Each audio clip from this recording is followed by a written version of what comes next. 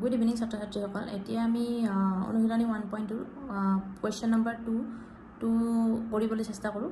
এটা সংখ্যা দিছে 2,45,619।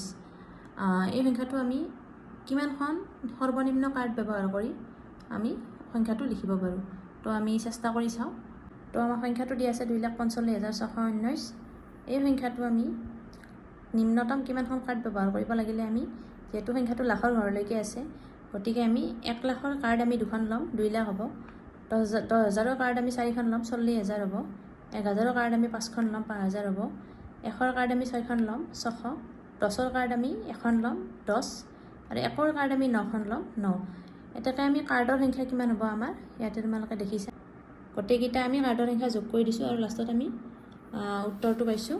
এইটো হৈছে 27খন কাৰ্ড আমি লাগিব আমাক সৰ্বনিম্ন। নেক্সট ভিডিঅ'ত আমি নেক্সট কুৱেশ্যনৰ সৈতে লগ পাম। ধন্যবাদ।